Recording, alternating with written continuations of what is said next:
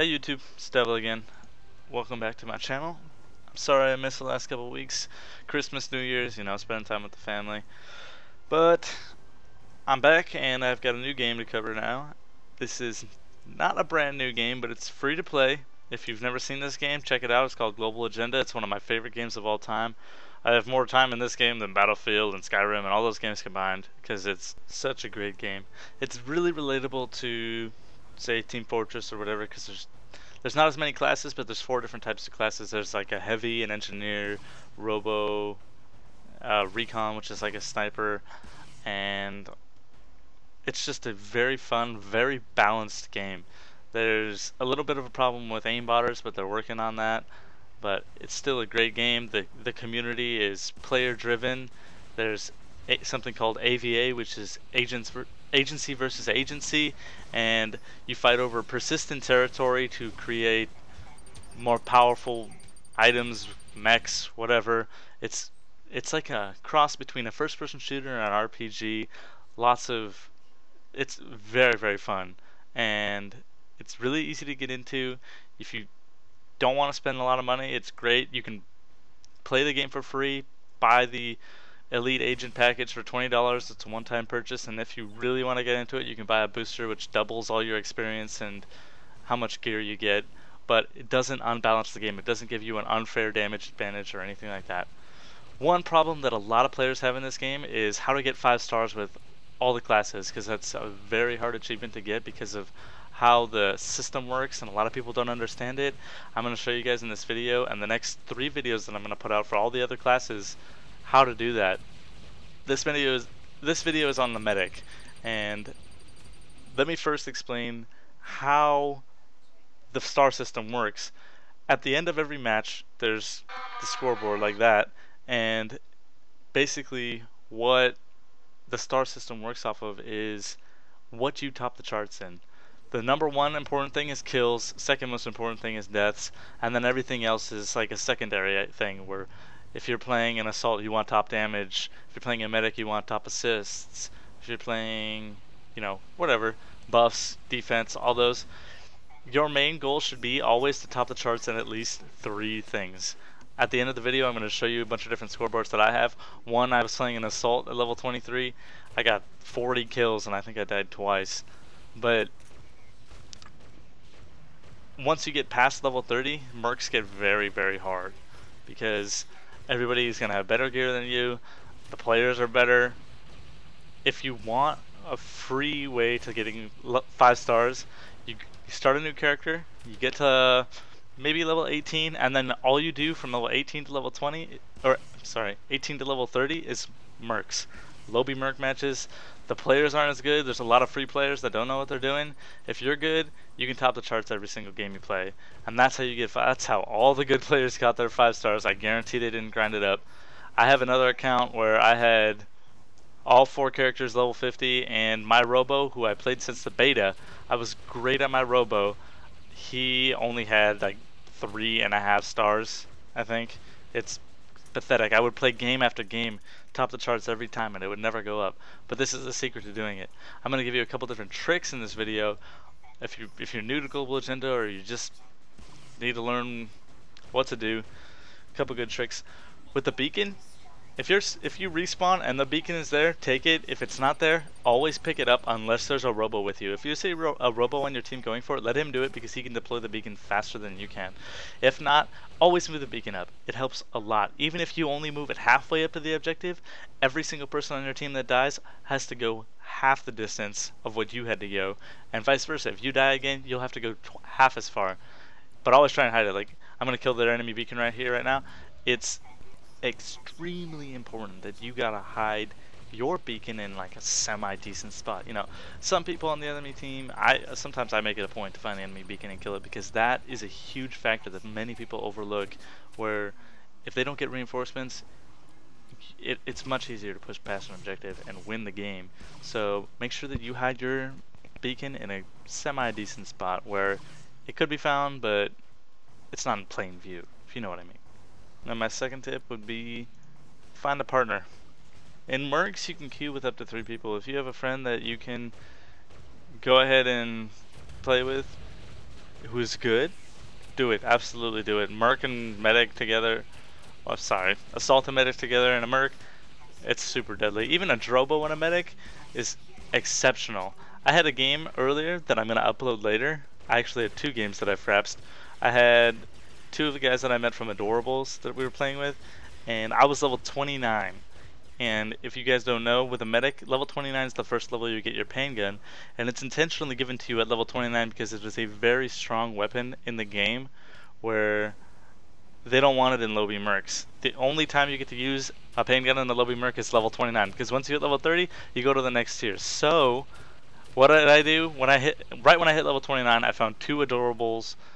They were assaults. One was a demo headhunter launcher, and one was a roaming merc, or roaming assault. And I just pain gun for people. If you don't know what the pain gun does, is whoever you're shooting with it, they get slowed down a lot, and they take 30% more damage.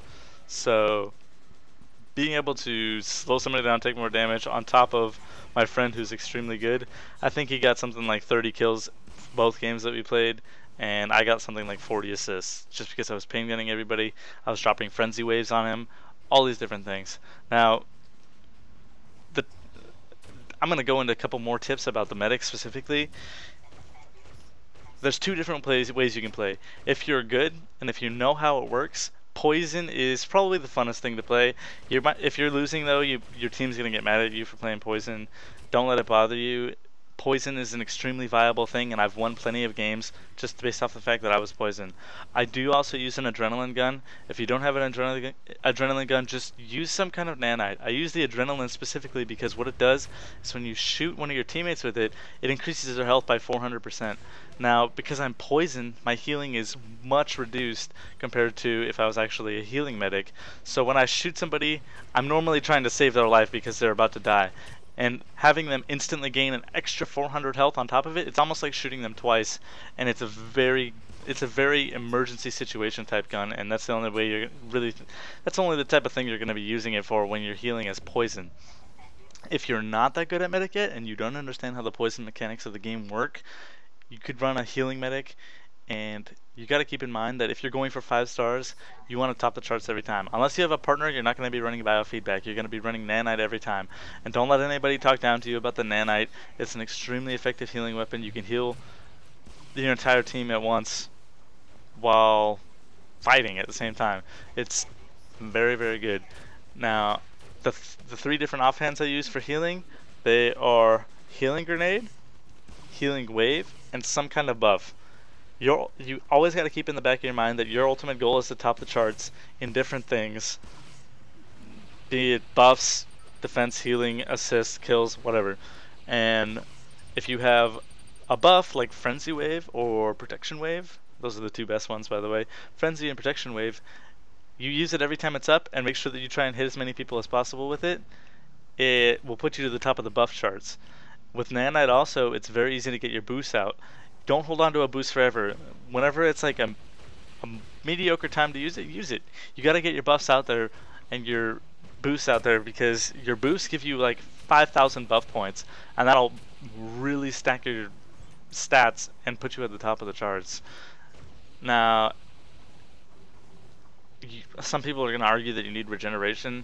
You don't need regeneration unless you're doing AVA. Even then, you might not need it because you have so many medics on your team. Use your healing grenade as your regeneration. If you get poisoned or you're on fire or whatever, healing grenade gets rid of all that. So it also gets rid of all that for the surrounding people on your team, as well as healing wave.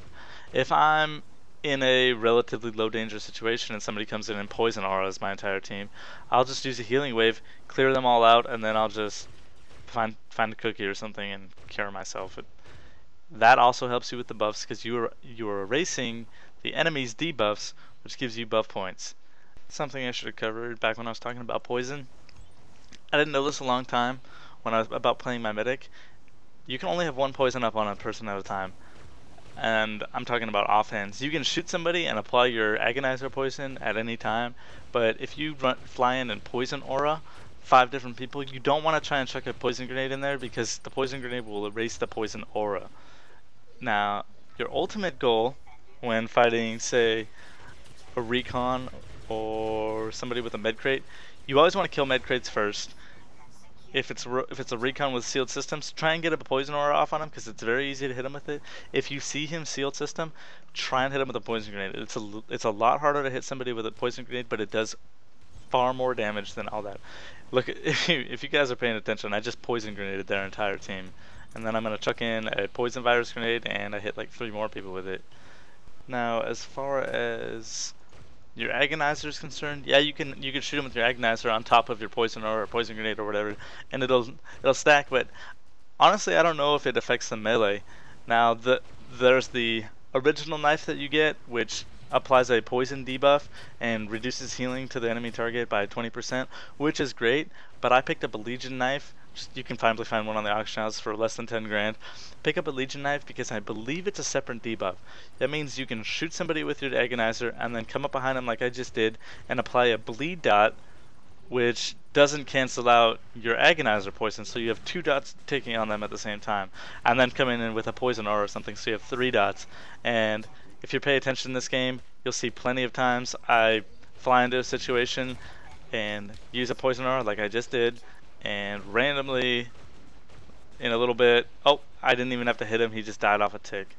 So, you know, medic is definitely one of the easiest classes to play in the game because there's a lot of non-aiming involved. If you can get the agonizer down, it's an invaluable weapon. Everything that the medic has I love, so I'm probably going to make it the character that I level up first. But my ultimate goal for you guys this week is going to be putting out new videos for every class. I'm going to cover Assault, Recon, and Robo on how to get 5 stars with them, different tricks and tips for them individually, so that you guys can get 5 stars and get that fancy purple helmet that everybody wants, and then hopefully get into a good agency where they give you lots of free tokens and you can get your AVA achievements. But AVA is something completely different. I don't really want to get into that this video. I will put out a video on it eventually showing you different tricks, how to lead strike forces, how to bid, how to manage facilities, all that different kind of stuff. Big props to my agency, our scrubs right now. It's kind of a troll agency, don't let the comments rise, but I will put out videos helping you guys out so that you guys can learn what it takes to 1. Lead an agency, 2. Lead a strike force, 3. Manage facilities and all that stuff. But right now I want you guys to get the basic skills down and master everything I have to teach you. That about wraps it up for this video, guys. Make sure you rate, comment, and subscribe. I also have a contest going on right now where I'm giving away an iPhone 4S for anybody that wants to subscribe and comment on my videos. Make sure you check that out. Right here I got a couple clips of different games that I've had, different stats. Check those out too. Thanks a lot for watching, guys. This is Devil. I'll talk to you later.